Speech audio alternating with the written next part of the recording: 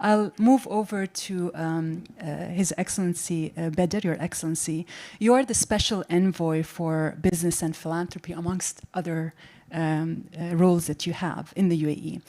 And you have been known to be an advocate of strategic philanthropy. So we'd like to hear from you around, based on the experience and this belief that you have, what are the current trends that you are witnessing within philanthropy in the MENA region? Assalamu alaikum and good morning to all. So firstly, really just want to congratulate Her Excellency Reem Al-Hashimi and Yusuf and the whole Expo Foundation, Expo City Dubai Foundation for the launch today. Really another incredible milestone and what they have achieved over the years, creating this incredible, not just city, but space and connections and global networks.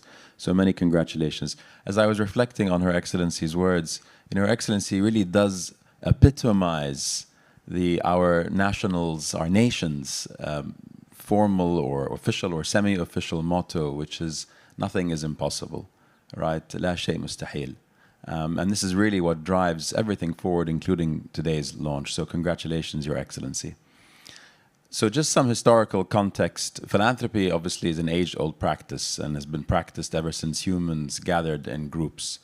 The word itself comes from the Greek roots philo and anthropos, or the love of humanity. The Romans took that and translated it to humanitas, or just humanness, the act of being human. And that's used interchangeably with charity, or caritas, which is Latin for altruistic love. Today, it's synonymous with almsgiving, which is giving to the less fortunate or to the poor, which of course is extremely important. But there is the advent of this new form of giving called strategic philanthropy, which is really being embraced now globally, including in many of the so-called emerging markets, but really the global majority, where the vast majority of the world's population resides and the majority of the world's economy is generated. And the difference, and this is not necessarily something that's better, but it's a difference in both the philosophy and the approach and practice. And the difference with strategic philanthropy is that it is evidence-based and that it uses diligent planning, execution, and follow-through to ensure the intended results. And as exciting as I think that is, and perhaps that sounds, the reality is today philanthropy is still, as I often refer to it, as being the forgotten child of the capital system. It's often seen as a periphery player, and in many parts of the world regarded with a high degree of suspicion. The reality is, just from a quantum perspective, philanthropy, or philanthropy overall, including, of course, almsgiving, is disbursed in trillions of dollars a year. Estimates are between $1 trillion to $2 trillion a year. Just taking Islamic almsgiving, between zakat, which many of you will know is one of the 5 pillars of Islam, or compulsory almsgiving, and sadaqah, or discretionary almsgiving, anywhere between $400 billion to $1 trillion a year. Now, at the $1 trillion mark, which is the lower end of the total estimate, that's more than 5 times official development assistance, or ODA, which is sort of giving by governments internationally. So it's a big sum, but the more exciting aspect of it is not the quantity, it's the quality of this giving, which can be more patient. The capital itself can be more patient capital, can be more risk tolerant, can be more equitable in its deployment. And that's what I think makes it very powerful when deployed in partnership with business capital and government capital that helps to create and generate that multiplier effect on impact. Now, there are a number of very exciting things happening that I think are going to see that accelerate and really, I think, become mainstream. And there are a few, I'll name 3. One is the wealth transition, the very significant wealth transition that we're seeing happening around the world.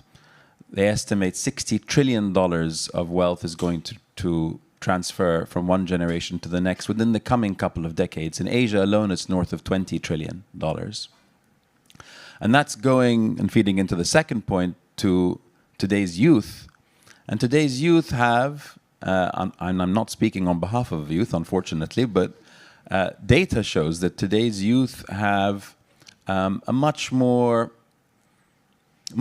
more expectations on their giving.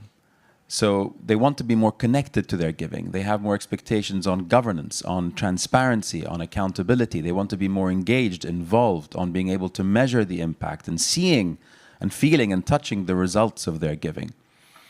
And when you combine that with the advent of technologies, which in many cases is shifting philanthropy from a one-to-many model, the traditional model where you have a very wealthy individual giving to many individual beneficiaries, you now have with technology a many-to-one model where people can come together seamlessly online and give relatively small amounts of money and pool them together as large sums to either a single beneficiary or many different beneficiaries. So it's incredibly empowering.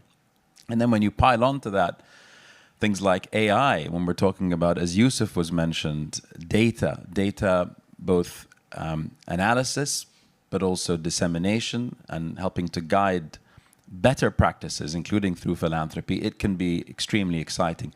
And I think when you combine those three trends, the UAE is uniquely placed, genuinely uniquely placed to bring all those three things together. It has not just the incredible credibility to bring different voices together from across the world, north, south, east, west, but also the multi-stakeholder efforts and understands and appreciates the multi-stakeholder imperative, including on this panel today, bringing together government, the private sector, and civil society to make sure that we can combine our strengths and leverage our strengths to be greater than the sum of our parts.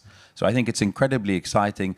No city within the UAE like Expo City epitomizes again and represents, I think, that opportunity, which I think, which is why today I think is such an important development and milestone. So congratulations once again. Thank you, Your Excellency Badr.